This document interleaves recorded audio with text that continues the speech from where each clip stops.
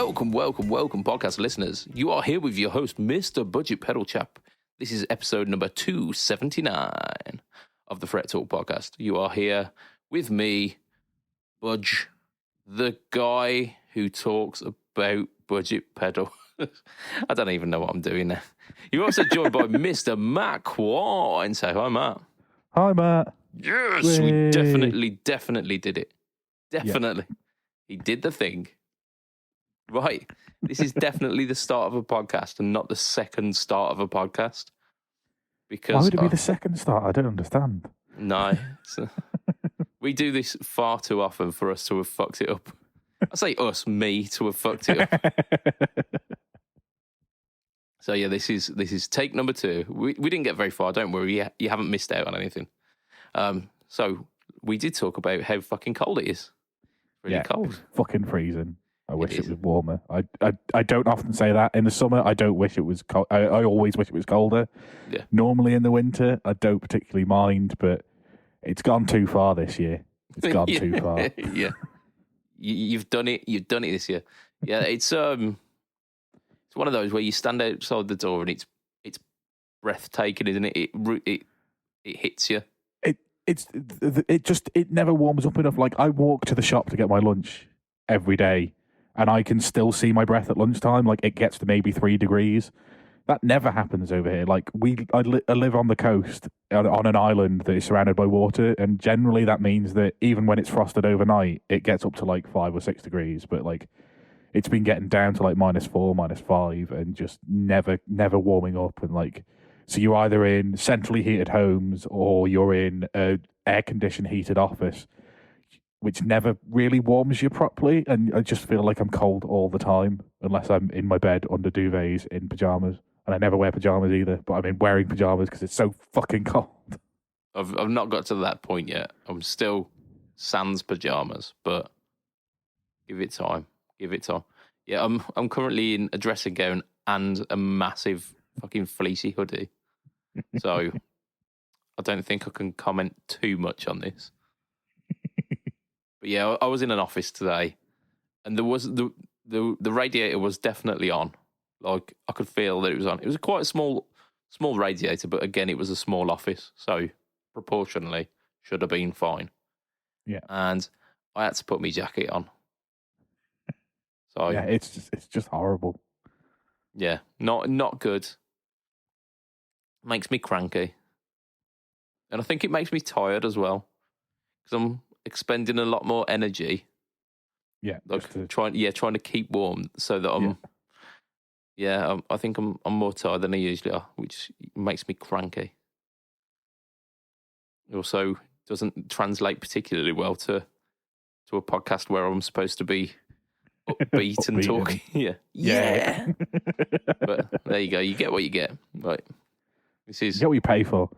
That's it. I mean, some people do. Some people actually do. Shh. Yeah, they'll get some page content.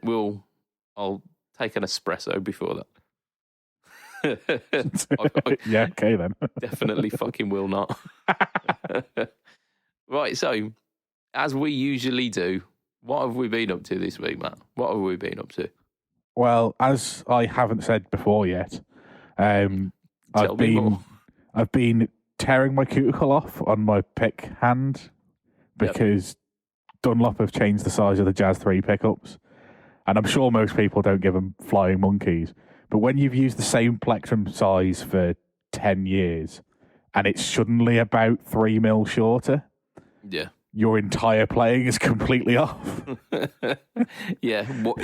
What's going wrong? It's not me. It's not me. Something's changed. It's just, and the annoying thing is, like, the top part of the pick until it goes to the pointy bit is the same size. So it feels the same in your hand, but you've got 3 mil less of pick to work with. So I'm either missing the strings completely because I'm just in completely default mode, and then I'm like, oh, I've got to change, move my hand a bit closer to the strings, and then I'm just ripping my cuticle off like I'm fucking you amateur player for it. And it genuinely does feel like you mentioned before, like, you know, the kind of mistake that you were making when you were learning to play the guitar. Yeah. I would like constantly, like the middle finger and my index finger on my strumming hand. I'd rip the cuticles off those. Something chronic. I'm just like, well, this is guitar playing. I must, like, that bit must get just really tough. Yeah. No. I got better at picking. Not much, but I got a little bit better at picking. But yeah, so yeah, I bought some new Jazz 3s and they're too small and I don't like it and I hate you, Dunlop. Yeah, why do this to us? Like, Jazz 3s haven't changed in such a long time. This is like 3 mil less material. Doesn't sound like much, but that's going to save someone money somewhere, that isn't it? I mean, even if it doesn't, what it's done is I've got, like, especially with one of the bands, I've got 10 years of playing the same thing in the same way with my right hand. My right hand technique hasn't changed in 10 years for these songs. Yeah. I'm going to have to completely relearn these songs in my head. The muscle memory, I don't know how, like, if you asked me half of the songs that I play with that band, what chords I'm playing, what key I'm in, any of that. I could have told you when I first learned it because I had to sit down and fucking learn it. But now I couldn't, like, unless you give me a guitar at a gig where I'm surrounded by the same 5 blokes or 4 blokes, I struggle to remember what the fucking thing is. But as soon as somebody else does the intro, that's fine. I can play the entire song. It's just in there. But the problem is, someone goes, "Oh, you play this with that band. How does the guitar part go?" I haven't got a fucking clue. Like, it's unless I'm in that situation, it's complete muscle memory. It's absolute and utter complete muscle memory. And like, when you learn that you've been playing something wrong for 10 years, as I've recently done with a couple of songs, and you then go and try and relearn them, what you learn is 10 years ago you were a shit guitarist. Yeah. Oh yeah, absolutely. But it absolutely is that, isn't it? Because I mean, the hilarious thing is, like, there's a Franz Ferdinand track that I play rhythm on. There's no rhythm guitar in the song. Okay. There's two conversing lead lines. It's Take Me Out, like, off their first big album. There's 2 conversing lead lines. Yeah. Yeah, and the other guitar is going, and I've literally been playing chords over that for 10 years. There's no chord. There's literally not a single chord in that. But there's some double stops in the intro where, like, you're playing 2 notes at the same time, but there's literally no chords. Yeah. And for some reason I've written a rhythm guitar part to it, and I've been playing that for 10 years. Why not? I mean, Franz Ferdinand, they weren't that great. They could do with a bit of a rewrite. So yeah, like, I can tell, like I say, 10 years ago I was just making shit up and turning up to band practices and doing it, and now I've got to fucking relearn how to do everything, and it's throwing me off. I don't like it. Why? I want the same size picks. Just bring them back. I want them 1 mil thick and the same size they were, not shorter. Yeah. So I'm calling it now. In a year's time, they're going to bring out the Jazz 3 Classic, and it's going to be an extra £4 a pack. And begrudgingly, do you know what? I'm going to fucking pay it. You're gonna pay for it. Or I'll have had a year with these new ones and I'll have finally gotten used to it, and then I'll accidentally buy the classics, and then I'll be like digging in too much and like snagging strings. And why is it so fucking long? Oh dear. Yeah, it will be that, or maybe it'll be like New Coke in the 80s. And they'll have a year of that, and then people will complain so much that they'll go back to it. Yeah. Yeah, maybe. Let's do that. Let's get on. I hope so. Yeah, I just do it sooner rather. I'm hoping that I haven't, because I don't think I've bought a pack of these in about 3 years. So I'm hoping they did this like 2.5 years ago and they're about to go back to the old size. Yeah, that would be excellent timing. I was telling you earlier how I've, like, probably about 5 years ago, I bought a bunch of the Jazz 3s because I use them as well. So I bought maybe like 3 different packs of Jazz 3s, and I've been fine with that. I've used them since. Like, I've got one in my wallet, like in the main part of my wallet. In fact, I've got like 2 or 3, but I've got like 2 Altex ones and a standard Jazz 3. And I default to the standard nylon Jazz 3 because it's like home, innit? So I use that whenever I'm gigging. Jazz 3 comes out, I'll play the set. I don't play the full set with the pick actually. I use my fingers for some of it. So that's way beyond my capabilities. Yeah, so I'm not putting as much wear onto the pick as I could be. I'm saving it. But then as soon as the gig stops, Jazz 3 goes in the wallet, and then we're sorted. Never gets lost. Always. You see, I don't know how I'm losing them because I always put them in. You know the little pocket that's within your pocket on a pair of jeans. That's the plectrum pocket, and it's always full. But I never seem to have the same amount of picks that was in it when I last was in it. Yeah, if you know what I mean. Yeah, you've got pick goblins. I think so. You've got. I think the pixies that make the noise inside the pedals occasionally come out and steal a couple of picks. Yeah, I mean it's what they eat, isn't it? So they'll occasionally come out, have a little snack, go back in. And that's why my Dunlop 50mm acoustic guitar picks don't get eaten, because you don't need acoustic guitar picks if you're an electric pedal, do you? Exactly that. Whereas if you bought one of those Fender acoustic preamp drive things, yeah, I'd be screwed. Yeah, but they wouldn't take an entire plectrum. You only get like little chunks out of it. It's worth an experiment, that isn't it now? Yeah, I'm gonna have to get one of them acoustic drive thingies. I mean, it's almost tempting, but then you'd have to own one of those acoustic drives. Yeah, and also, like, if you actually tried to plug an acoustic guitar in, it would just squeal at you. Yeah. Like a monkey. I mean, there are people who have said that those pedals are brilliant, but nope, just can't understand it. I don't want to understand it. It's wrong. Yeah, the acoustic guitars don't need drive. No. They never have done. Like, that's not what they're for. If you want to drive a guitar, plug it into an amplifier. Yeah. So, like, if a driven sound is your thing, why are you doing it on an acoustic? It'll sound not quite as good as an electric being driven. Just use an electric. Yeah. Simple. Yeah. It really is. So I've done some stuff this week. In fact, since last week, I have done a gig.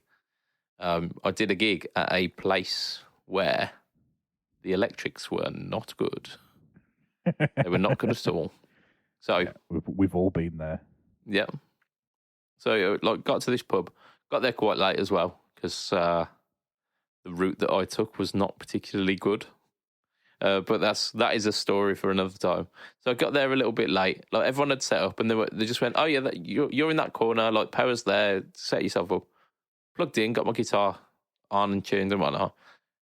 Put the amp on. Well, that's odd. Like, gave my pedal board a little look over, see if I'd like accidentally switched on all of the drives. No, everything's fine. So I moved the position, like the pickup selector, down to position 4 rather than position 5. And the hum stopped. Oh, fuck. I know what that is. Because I'm using a Variax, but basically like a Strat. So that's hum, that is. That's 60 cycle hum. These, this is not particularly well-grounded place. So I had the choice. So it was very much near the time where we were going to be starting. I was like, I've got to come up with a solution. I could play on position 2 and 4 all night, but no one wants that negativity in their life because they're just not the best sounds. I want the neck pickup, damn it. Then realised I was playing a Variax. So hit the Variax, switched it from Les Paul mode, which I usually use, because in my heart of hearts, I really just want an HSS Strat. But I've not quite got there yet. So I'm using like the Les Paul mode on the bridge for a couple of songs. So switched it over to the Strat mode, which I've got set up to sound different to the Strat that I usually have. Because why would you have it sounding exactly the same as the pickups that you can use anyway? That would just be stupid. It would be. So they're a bit thicker sounding, a bit more mid-range, but they're a Strat sound. Switch that on, all the hum was gone. Just magic stuff. So if you want humbucking single coils, buy a Variax. I mean, yeah, pretty much. Like, if you don't want to go for like stacked single coils, which are pretty pricey, and don't quite sound the same, or like if you want, so you want that kind of true single coil tone, buy a modeler. What am I saying? If you want true single coil tone, like, so there are a couple of guitars that do that humbucking thing for single coils. The Music Man have got like an active hum cancelling circuit that they put in some of their guitars. Yeah. And they're really good. They work really well, and it doesn't really alter the tone of the pickups. But those guitars are much more expensive than the Variax. So, no. Yeah. Do what you want. But I'm just saying, I used the Variax. I used the single coil sound for a lot of the set. I used the Les Paul sounds as well. And I had a bit of a play about it because I'm already on the modelling. Why not go through some of these tones? I used the 335 for a couple of blues tracks. That sounded quite good. Yeah, well, I initially went with the jazz box mode because I thought we've got like this chilled out blues track that could do with that kind of big body jazz sound. So I went on that and went, no, this is far too dark. And then moved it over to the 335 and went, I was like, yeah. Much better. When I was using the Variax as a Variax, I quite often found that the 335 was a better Les Paul than the Les Paul.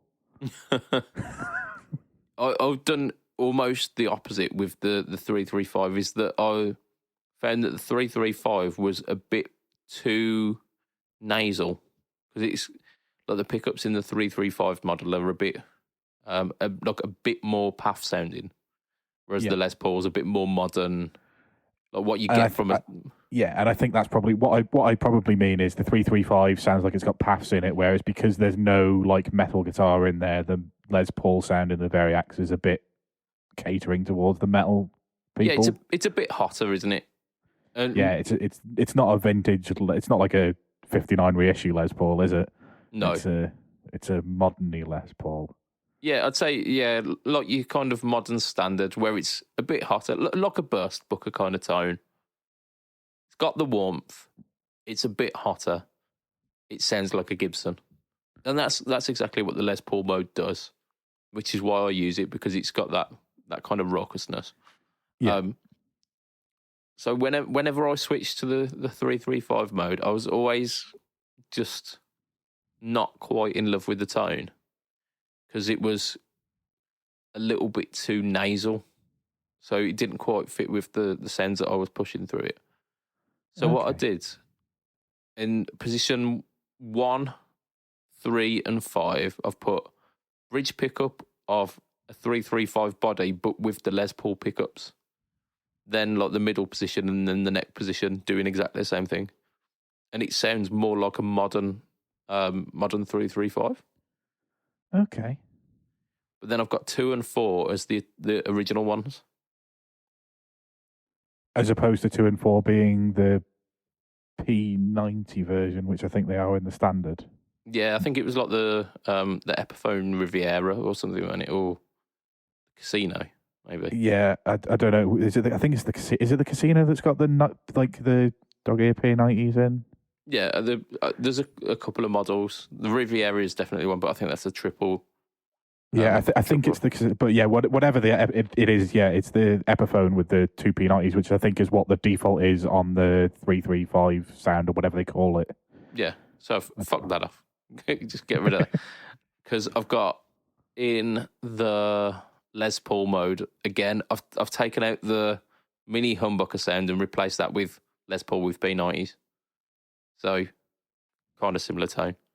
Yeah.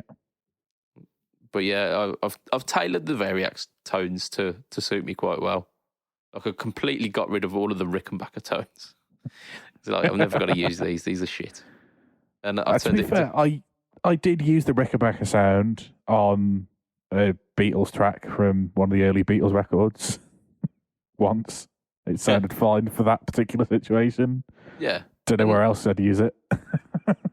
Like, the thought process for me is that specific tone is, like, it's a really, really, really specific tone. And if you're doing loads of, like, 60s mod stuff, you might want to go Rickenbacker. Or if you're doing, like, early Beatles stuff, you might want to do that. I was doing none of that. And if I did need to throw, like, one or two of those kind of tracks into a set, a Telecaster will do fine. Like, middle position of a Telecaster, pretty much. Like, give or take, is the same ballpark. Yeah, it's definitely in the ballpark. Like, especially like you say, if you're doing it for one or two tracks, it will do the job, and nobody will notice. Yeah, absolutely. And if I ever found myself joining a Beatles tribute act, I'd just get myself a Ricky anyway. I wouldn't be modelling it. Yeah. So I've got no need for it. So I replaced all of the quote-unquote chime settings with basically Brian May setups, like really hot single coils and like certain positions out of phase. And it's beautiful. Cool. Not that I used that, but I will definitely use that more than I will Rickenbacker models. So I've done, yeah, I had a bit of a play about with the Variax Live, and it was really impressive. Like, not once did anyone come up to me and go, "Oh, that tone is shit." So yeah, Variax win. However, it saved you from your hum. It did. However, got one last gig of the year coming up. It's coming up in about 2 days' time. And this week, I went to play my guitar. I went to play the Variax as I usually do. And the B string was an A string. Oh dear, I must have knocked the tuning peg, tune it back up, played it. The B string went from being a B string back down to being an A string. Oh no. Yeah. Like, I was losing tension on it. Because you can feel it when the tension starts slipping underneath your finger. Absolutely, you can. And I was feeling that the tension was going. I was like, okay, I can see what's happening. Bear in mind that these strings, they're Elixir OptiWebs, and they have been on, I think on Facebook, it came up on my time hop about, like, probably about 4 months back that it was a year ago. So we're probably talking, we're getting on for a year and a half now. Yeah. Like, we've not done bad. That's not bad for a set of strings, considering they cost about 3 times the price of regular strings. I probably would have changed my strings more than 3 times by now, especially with all the gigging that I'm doing now. So I feel that was a pretty good deal. Yeah, I mean, absolutely. So I'm in a quandary now. So I know I've got the gig coming up and I could change the strings on it ready for the gig. I don't have any OptiWebs to change for. So I've run out of time to be able to order a set and get them here. I'm not doing Amazon Prime. Fuck that. So don't get me started on Amazon Prime. Oh, Amazon. Just Amazon in general. Bezos. On the Isle of Man, if we didn't order things on Amazon by the 2nd of December, they're not going to arrive before Christmas. What? What? Yeah, so basically, dispatch times have been a bit lax recently. Yeah. And yeah, somebody local messaged Amazon and were like, "What's going on here?" And they're like, "Oh yeah, you're low priority compared to UK customers who we've got obligations of next day delivery and stuff with, and we don't put that in our terms and conditions with you, so you fall down the list." And yeah, basically, if you hadn't ordered things by the 2nd of December, they won't arrive before Christmas. So people who were this week and last week ordering Christmas presents, they're not arriving. Son of a bitch. I was lucky. I ordered everything in November because I anticipated this. But yeah, I've got like friends at work and like people that are like relying on things coming, and we now know they're just not going to come. That's a massive fuck you, that isn't it? Yeah. Yeah. Bezos. Sort it out, mate. Sort it out. So yeah, I know that like I probably could Amazon Prime it and I'd get them tomorrow if I really wanted to. I'm not going to because I'm not a fan of Bezos. He's got a lot of money, that man. He's got a lot of money. He has, and he doesn't pay enough tax either. No. Wanker. Exactly. Yeah, I mean, I have to pay tax. Why doesn't he? But there you go. Right, enough ranting about Bezos. So my options are I could change the strings on my guitar, but I know for Christmas I've asked a family member to get me a couple of packs of Elixir strings. So I know that in a couple of weeks I will have a pack to change. I've got plenty of other guitars.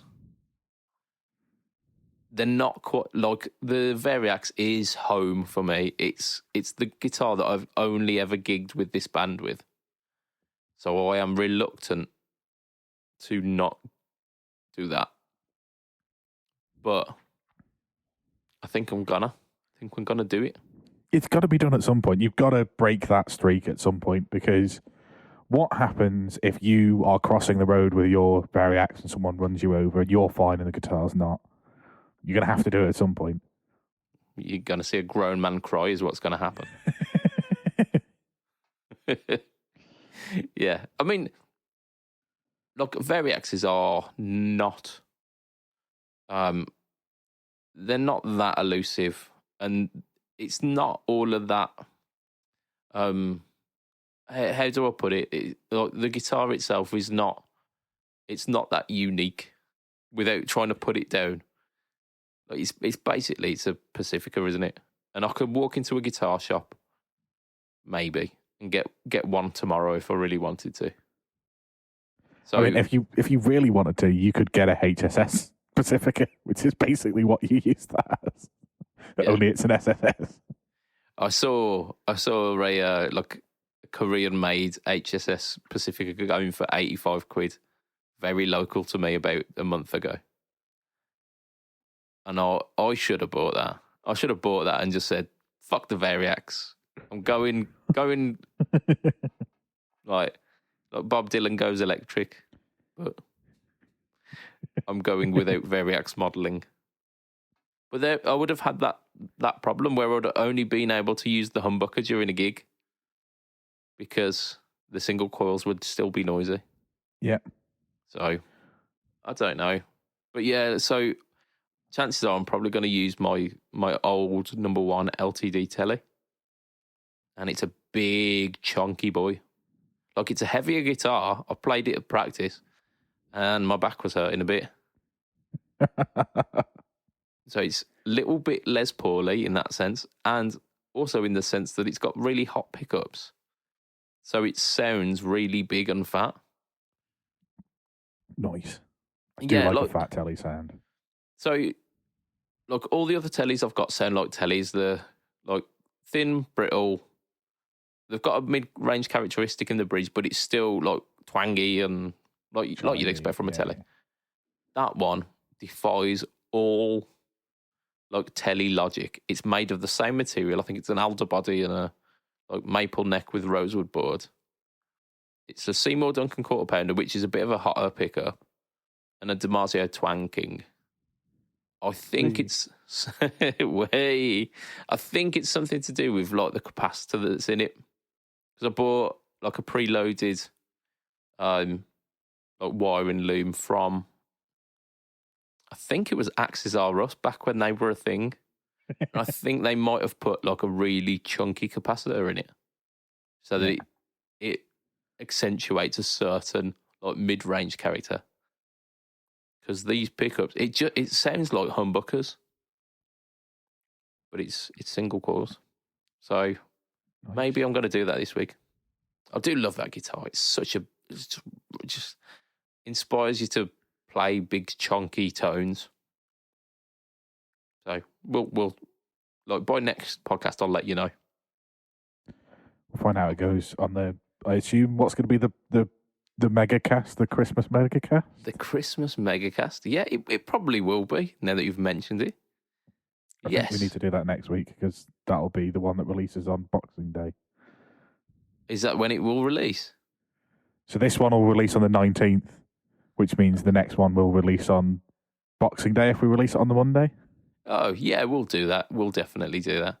Maybe I'll release it on Christmas Day and we'll do a day early. A Sunday cast. Mental, isn't it? Ain't no one ever listening to that. No one's waking up on Christmas Day going, sorry, love. Sod the family. Give me an hour. I need to check It's a mega cast. Give me 2 hours. Yeah, well, that's it, is it? Yeah, give me an hour plus another hour and maybe another half hour. Is anything like some random people rambling? That's it. Getting progressively more drunk. Because that's how it works. Yeah, I need to get some vodka in for next week, don't I? Yeah, you do. Yeah, you do. Like, there was that one year where we had Joe from Hello Sailor on, and it was pretty much 3 hour long. Shit, man. Yeah, then there was one year that we did it as I was getting home from a after work dinner. I don't remember much about the podcast, but I remember it being about 3 hours long, and I was pissed to the part for the entire thing. Yeah. So, I mean, you're in for a good one, but we'll save that for next week. We've got some stuff this week. We're pretty much halfway through the cast already, which is mental. We've got hot takes. So, last week, Lee said there's no point in miking cabs anymore. Okay. And the people said, fuck you, Lee. Essentially, yeah, they did stick a massive middle finger up to. The option was miking cabs is an art form, and 80% of the people voted for that. So that is pretty unanimous. Yes, miking cabs is worth it. Yeah. And I mean, I go back to it depends on the situation, but yeah, like I would pick to mic a cab 9 times out of 10 in my situations. Yeah, like if I had the option to, like I will choose to be running a cab completely. I'm not gonna choose the IR if miking is plausible. And I don't like a gig with a guitar cab. I mic it. In fact, this week I'm using the microphone that I usually use to mic a guitar cab, which is an SM57. I'm going to be miking my face because the wireless microphone we've got keeps blowing channels in the mixer. So we're going hardwired this week, and that's the microphone that I've got that's kind of mic shaped. Like unless I take some podcasting equipment with me, which I'm using a condenser microphone, which not particularly great for live use. Yeah. So I'm using a 57 on my face, and I couldn't find any IRs for that either. This week we have got a hot take from Pedalboards of Doom Group. Mr. Brian Spencer shared a post 2 years ago. He said, tight slapback delay doesn't wash out your signal like reverb in a band mix. I think we can tell which side of this argument we're going to be on. If you've listened to any of the early podcast days, you will definitely know that we have strong opinions about this. Go on, Matt, start us off. There's a reason amps don't come with a delay built into them, and that's because reverb is better. And I kind of get the point. In a live mix, it is more difficult to get a good reverb sound than a delay sound that won't make you muddy. But if you spend the time to do that, or if you buy a Hoff Mini, in which case you don't have to do any faffing around anyway, you get a much more natural sound than a slapback delay gives you. And certainly if you're recording and you're not using reverb, it sounds sterile and your sound isn't as good as you personally think it is. Me listening to it, I really don't like no reverb at all and delay on guitars that's recorded. I just hate it. It makes you sound like because most people are these days recording through IRs, and it makes it sound like you're recording through an IR. If you don't have reverb and you're using an IR, your sound is shit, and I hate you. And that's even if you've put it into a band mix. I don't care if you're recording with an IR and not using reverb, you might as well not have bothered, mate. But if we just take this as a live use, I understand that you can get some of those reverb sounds from the room. I still would always at minimum run a Hoff Mini slightly on, because it sounds great. You don't get lost in a mix. It does give you that little bit extra, even if you're running it into the front end of something that's got a little bit of crunch on it. Like at the moment, I'm running back to running it in front of the AC15, which I'm running a bit hotter. It still sounds great. As long as you don't overdo it with reverb, you're fine. It's one of those things like Drive. As you get older, you realise you need to just pull it back a bit. Yeah, it gives you a bit of space, doesn't it? I have definitely come around to the thoughts of reverb more since we've started this podcast. Funnily enough, you mentioned the Hoff Mini featured on the No Talk All Tone midweek this week. It did. And sounds good. It sounds really good. Well, because for anybody who doesn't like the faffing around that you've got to do with like 5-knob reverb pedals, buy a Hoff Mini. Yeah, it's basically like the amp reverb, but in a pedal, isn't it? Yeah. Just that. And it's really good. Yeah. I've started using more reverb on my amp now, actually. So I've gone the opposite way. Like, I've got less gain, but my reverb's gone from like 1 or 2 to almost 5, just to get that big, nice kind of like rounder sound. I'm in a band mix, and I do it exactly for the reason that they're saying. I want to like be held back in the mix a bit more. I want to sit within the mix rather than sit on top of the mix. Yeah, and I find that it really helps for that, which is why I've kind of cranked up the reverb a bit more. I absolutely do that, and then I'll punch through with the tube screamer if I need to. Yeah, but yeah, look, the actual hot take is saying slapback delay doesn't wash out your signal like reverb in a band mix, and I think actually the wording of that is the crux of this argument, isn't it? Because that's right. I mean, it's technically correct, but it's also technically incorrect in that you're not automatically washed out of a band mix if you use reverb correctly. And I think the intention behind his wording is very different to the way he's actually worded it. I think what he's intending to say is you should use slapback delay instead of reverb, or I can't hear you in the mix. And I don't think that's the case. I think you can get a good mix with reverb. Personally, I find slapback delays a little bit sterile unless you're using them specifically as a slapback delay sound, and you're doing very staccato picking, and you're getting that like the kind of rhythmic percussive. Yeah, in which case, by all means, I've got no problem with you using it. But personally, I wouldn't use it in place of a reverb because I just think it sounds a bit sterile. Like reverb. The whole point of reverb is it's not uniform and it's not like repeated and very short, because it's supposed to sound like a room would sound. Your sound isn't going to like delay would be as if you're in a sphere and the sound bounces back off every surface and comes back to you at exactly the same time. No room is actually a sphere, so reverb is it all kind of mixing all over itself. And I just think it sounds more natural. And as long as you dial it in a way where it's not making a really muddy sound, I think it sounds far better than a delay. Yeah, I think there's there's ways of making reverb not wash your sound out. There's also ways, if you ignore the slapback kind of tone, because that's very much kind of like a rockabilly kind of country trick, isn't it, that one?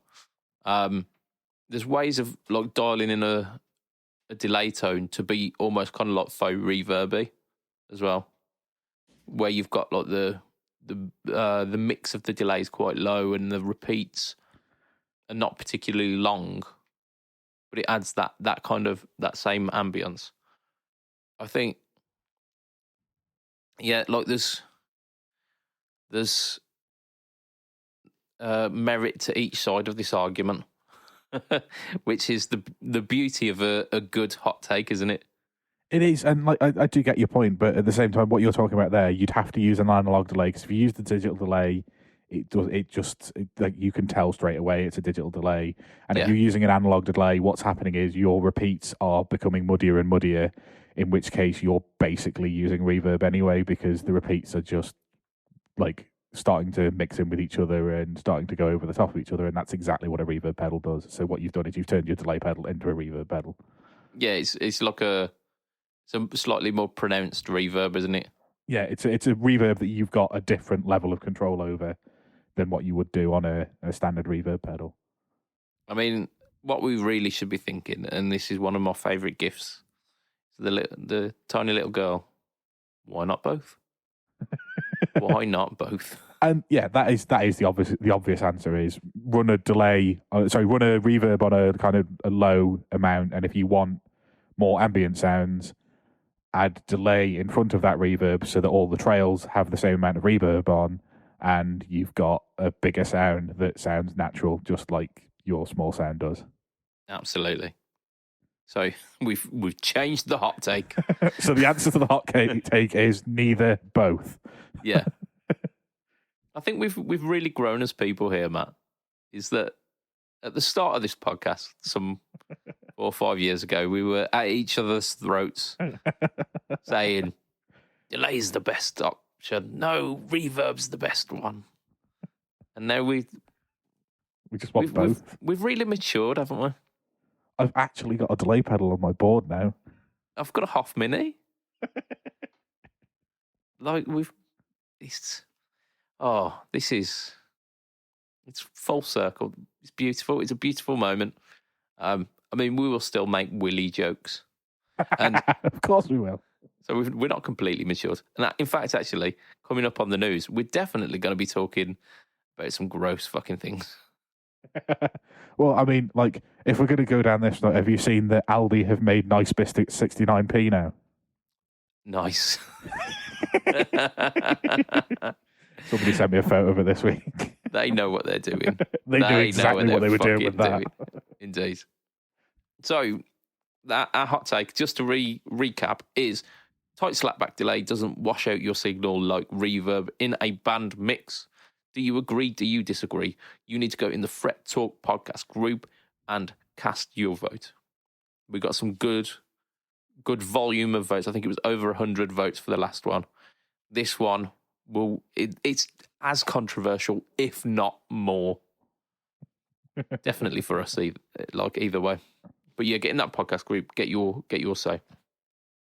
We've got some news, and as mentioned, the Mattoverse Floravolt is a pedal which has got minimal controls, but how you do control it is through 2 prongs, kind of like voltage prong things, which you put either fruit or vegetables onto the prongs, and then it completes the circuit.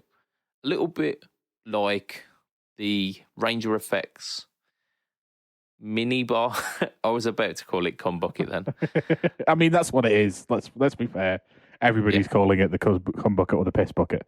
Yeah. But I think you're right. I think it was called the mini bar. Yeah. And they like are adamant on the fact that it should not be used for that, and it will void your warranty if you do. So just that disclaimer out there. So the Floravolt, it works in a kind of similar way, where the different material that you are putting onto the prongs affects how the tone of the pedal works. So I think the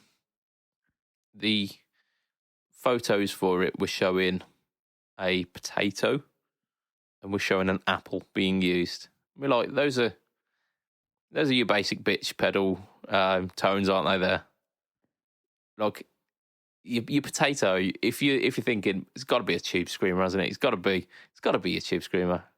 Versatile, does everything. I mean, for me, the potato is the M5 because you can have it as the really basic. You know, it'll do your like reverb sound or it'll do your delay sound, but it'll do everything. So it's chips, it's crisps, it's a baked potato, it's mashed potato. It's your, you know, universal, covers all ground kind of vegetable, the potato. And therefore that turns it into an M5 in my head. Yeah, I mean, I can see where the argument's coming from for that. I imagine it probably doesn't sound like all of the different sounds that I've talked about there. Although I wonder if you cook the potato in different ways, does it therefore sound different? There's one way of finding out, isn't there? So it's only mentioned it with fruit and veg because it's called the Flora Vault. So very much pointing towards that kind of greenery style, isn't it? There are some vegetables that I think would be tough for it to work through. Like if you're putting it through a bell pepper, the majority of that is air, isn't it? So yeah, you have to go just into the skin barely. Yeah, is that enough? All the way through and then poking into the other side of the skin. So that would be a toughie. I'm thinking, like, could you do it with raw meat? Well, that was like my initial thought was, you know, what other things can you do? Like slam a steak on there. What does a steak sound like? Surely that'll work. Big fat juicy tone. That's got to be, isn't it? It's got to be. You'd fucking hope so. See, you're wasting a steak, so it best be at least something good. Oh, but like, imagine you found like the perfect steak for your tone, and then the cruelty that it will perish. As... But well, you just take it home and put it in the freezer because you're not going to poison yourself with it. So you can freeze and thaw it as much as you want. I suppose that's a fair point. But do you have to defrost it naturally, or can you put it in the microwave if you forget that your gig's coming up quite quickly? But then does that affect the tone? Like, does a warm steak sound different than a slightly chilled stuff? Yeah.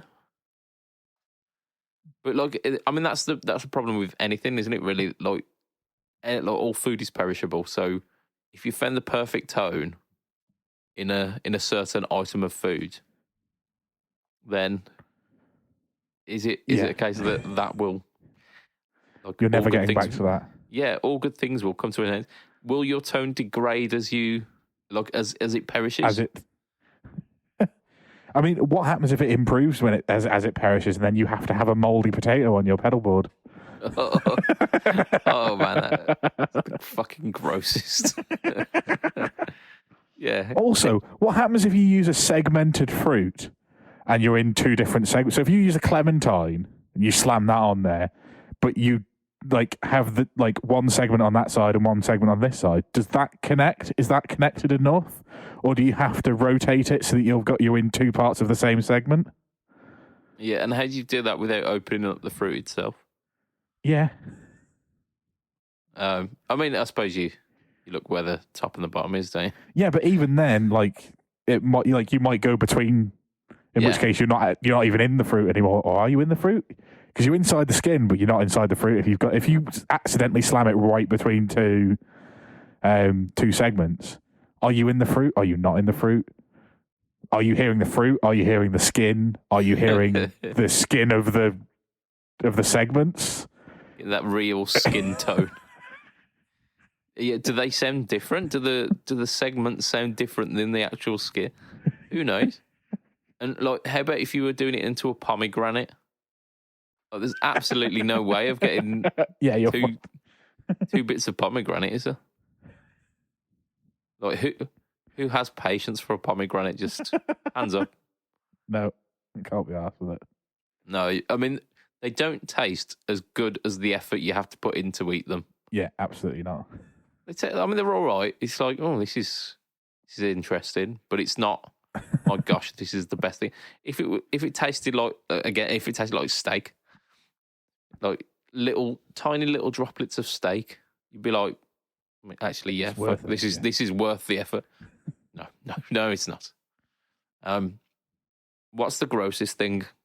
So we've gone moldy potato, but we can do worse, can't we? Well, I mean, my initial thought was they're probably sharp enough that if you slammed it really hard into your thigh, you could hear what your leg sounds like. I mean, it'd probably be painful, I'm not going to lie, but it's just like a thick needle, really.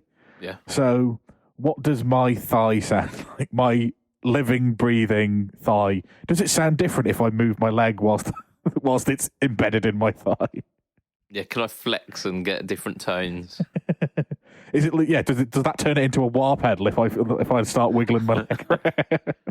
I mean, again, you're getting that issue that if that is the best tone you've ever received, you have to then commit to stabbing your own leg every gig. Like, this is not sure. Worth it. No, but then yeah, I mean, we were thinking down the lines of the Ranger Effects minibar.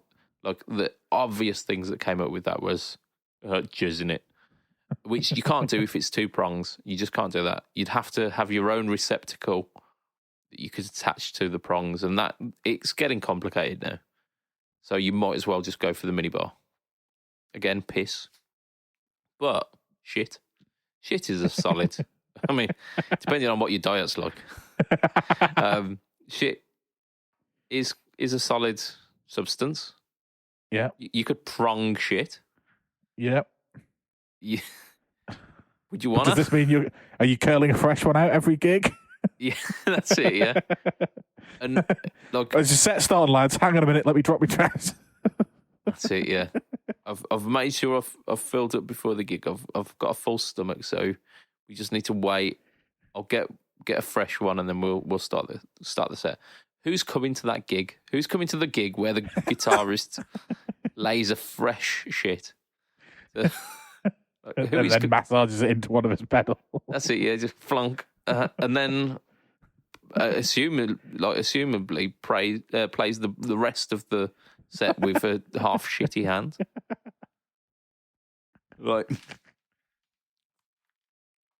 oh dear. We're putting bets. Like, how long is it before someone creates that for YouTube? Because I'm sure, like, if I typed in Ranger Effects minibar, Google in and of itself would say jizz in. Like, it would do the autofill, jizz, piss. Yeah, so are you checking that now? I'm just going to Google Ranger Effects minibar and see what it says. Jizz. Okay.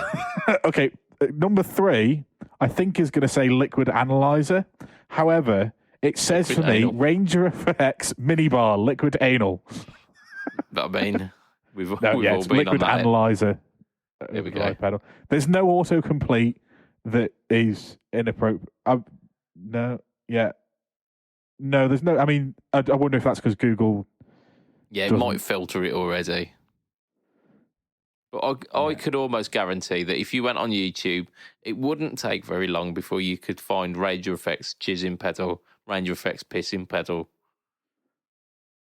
Yeah, so if you just search for Ranger Effects minibar, the first link is the gear page pedal, where the line after the link is it's just a matter of time until someone fills it with his own semen. Then you've got a Reddit thread, and you can imagine it's Reddit. So that's full of what does piss sound, what does shit sound, what does jizz sound like. And then there's some foreign language sites, so I assume they're talking about jizz as well. Yeah. I mean, everyone gets in on the fun. Like, it doesn't matter what your language. Like, there is definitely people talking about semen. So this is the next one, isn't it? Like, what does a fresh shit sound like? Or like, what is the difference in time between fresh shit and like 2 days, 3 days, 4 days? So You get people using. You remember Gillian McKeith and her shit scale? So you're like, is like does a four scale shit sound different than a 6 scale shit? she's a wrong un. She's an absolute wrong un. Wasn't she the one who smuggled sausages in her butt? I mean, I've heard the rumor. I'm not sure that I've heard it from anywhere legitimate, so I don't know. But who's eating those sausages as well? Like, just have a quick, tasty snack of butt sausage. Fuck. Right, we got one last bit of news. We've got a couple, but we'll do one last bit of news, and then we'll do a little page. It's gonna be a tiny little page today because I think it's getting to that time in here. It is. It's getting a bit late. It is. Fret Talk Podcast. Patreon.com/Fret Talk Podcast. $2 a month. Get on that page train. Get on that page train. Right, last bit of news. MXR Double Down. This is MXR's collaboration with Third Man Effects, which is basically Jack White's foray into guitar effects. I mean, it was bound to happen, wasn't it? Like, it was a match that was bound to happen because guy likes effects. Yeah, I don't think I've ever heard a clean tone from him, so it makes sense. He's got an acoustic guitar on some of the White Stripe stuff. Is that a clean guitar? Probably not. Yeah, I mean, when I think of the filthiest, dirty blues tones, I do think Jack White. Yeah, absolutely. Either him or Billy Gibbons, because Billy Gibbons does like a bit of gain, doesn't he? Oh, he absolutely does. But I think Jack White is a very different style of gain to Billy Gibbons. Yeah, he's very much about the kind of textury fuzz tones, isn't he? Yeah. But yeah, whereas so Billy Gibbons is just about slamming everything as hard as you possibly can. See, how many gain stages have we got? 6. Fuck, we need more. Push it. Those are rookie 6. numbers. Oh, I'm sorry. I'll just have to put some 28k pickups in this Telecaster to make up for the missing gain stages. Yeah. No, the amps are literally begging for mercy on them. But definitely from the same school of thought. Yeah. Definitely from the same school. Right. MXR Double Down is basically 2 microamps in one pedal. Might be cool, you might think. Like, running a microamp, slam it into the second one, and you set your volume. You've got like an interesting weird drive pedal. You would be wrong, because this is a 1 input, 2 output pedal.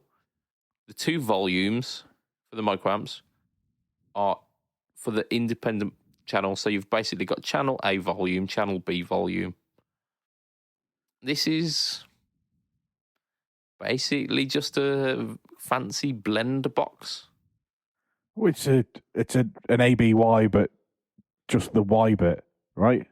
Well, it's like it's the Y bit with some gain. Yeah, a forced Y. Yeah, there's no switch, no switch in between it. It's just it's on or off, which is even weirder. Like, if you put a pedal board together with this, who needs the switch for it? Because nobody is turning it off, surely. Because if you're running 2 amps and you need a different level of volume for each of them for your drive sound, if you turn the drive sound off, you won't be able to hear one of the amps because one will be louder than the other.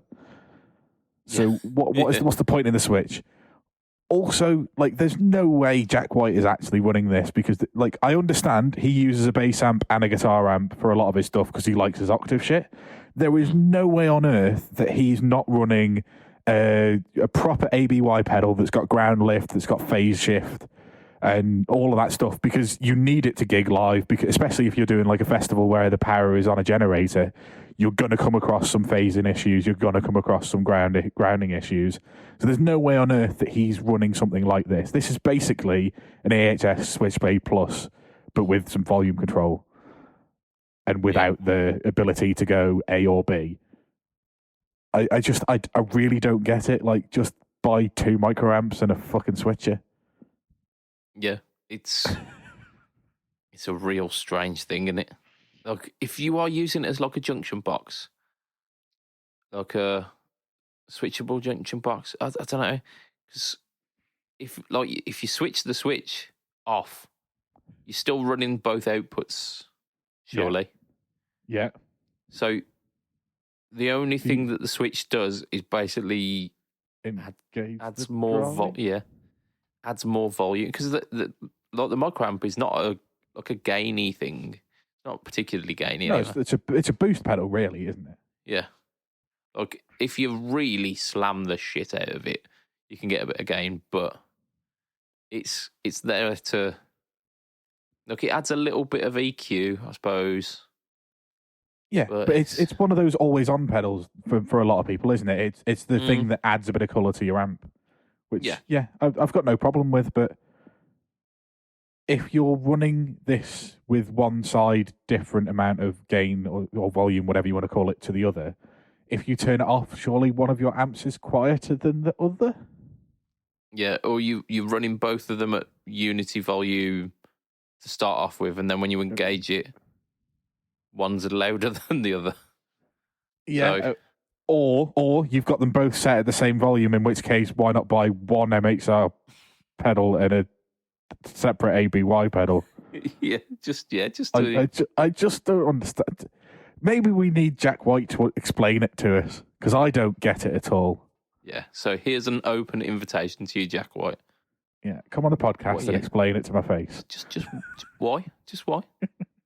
I mean, the graphic on it is pretty cool. Like, it's got the kind of utilitarian Third Man Records look to it. I like it. And they're doing like a limited edition yellow one as well. Pretty cool. Don't know what it's for. Just don't know. Just why? Please, please, why? Yeah, please tell us. And if any of you in the Fretzel podcast group want to shed some light on it, I know Chris Campbell had mentioned it in the post that I put on my BudgetPedalChap Facebook page. He'd mentioned that he uses an MXR microamp at the end of his signal as a coloured boost. Which again, makes sense, but you still don't need two of them sending to two different amps at two different volumes, surely. Yeah, he was saying it could be an interesting thought having it like for a stereo setup, but he could do exactly the same with us, like you say, an ABY just after the microamp. Ta-da! So, just someone to help us out. Does this cost the same as two MXR microamps? I doubt it. I didn't look that far into it, I'll be honest. Because, I mean, if it's the same price as a microamp, I sort of understand. Yeah. Because if you don't own a microamp, you don't have to buy a microamp and a Switchblade Plus. But once you're like 25 quid more expensive than a microamp, at that point, it is just the same as a passive ABY pedal and a microamp. Yeah, so it's not as good as, you're not getting the things that you need for a proper stereo rig with all the like expensive, all your ground lifts and your phase inversions and all that stuff. So it's not really a professional ABY pedal or Y combiner, whatever you want to call it. So just what is the point in it? Please, AB, why have you done this? Cool. Right, that's a podcast. That is definitely a podcast. I'm going to give a shout out to our Patreon backers. The Patreon link has been mentioned before, but I'll do it again because why not join in? Join in the fun. $2 a month. That's all you need, and you get some extra Patreon content on a semi-regular basis. We're on episode number 16 now, I think. So you get 16 episodes of extra spicy Patreon content. So the people are as follows: Mr. Andrew Bimson of Rising of the Lights, Mr. Adam Yeomans of Chef Tone Effects, Mr. Doug Christ of 37 Effects, and Masters of the Cinematic Universe, and the Just Surprise Me podcast. We've got Mr. Huge Erection for your... We have got Mr. Ben Fletcher of Fletcher Pickups. We've got Mr. Brian Gower of the Tone Jerks podcast and the Second Butter podcast. And we have got Mr. Ross Philpott.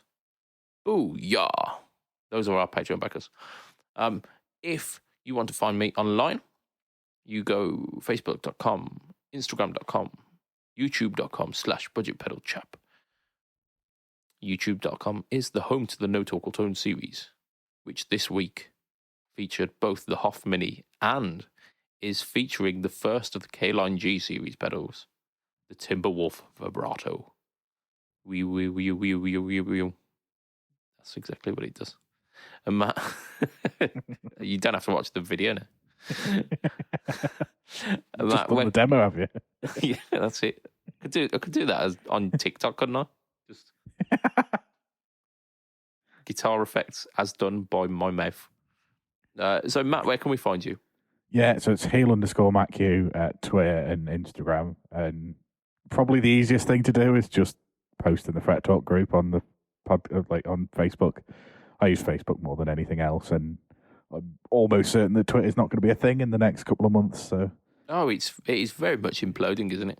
Yeah, well, I mean, as somebody who works in compliance, I've kind of been following along with the fact that they're in breach of GDPR at the moment because they're supposed to have a compliance officer based in Europe and they don't anymore. Okay. So it's going to be really interesting. Like from my side of the world, it's really interesting to see what's going to happen next because they're legally obliged to appoint somebody by February, but they don't have any officers left in Europe. So they have to get some new office space and employ somebody by, I can't remember what the date is in February, but they basically have 3 months to replace the guy who left. I see. / was fired. But yeah, so it's plausible that at some point in February, the entire of the EU will just block the @twitter.com domain, and that'll be really interesting. Yeah, no doubt. Because we've got a giant baby man who's in control of it at the moment, who's bitching about everything. And it'd be really interesting to find out what he says when his site gets turned off to 50% of his audience. Yeah, I mean, he's paid a lot of money for it to just be shut off, hasn't it? But yeah, no, it should be interesting. But yeah, the long and the short of it is, Facebook in the Fret Talk podcast group. Tag me. I mean, my name's been said enough on this podcast, so Mr. McQuine. Way. That's me. So from myself, Mr. BudgetPedalChap. From Mr. McQuine. Say bye, Matt. Bye, Matt. Way. Way. It will be. He did the thing every time without fail. It will be a tatty boy, and good night for this week. Bye.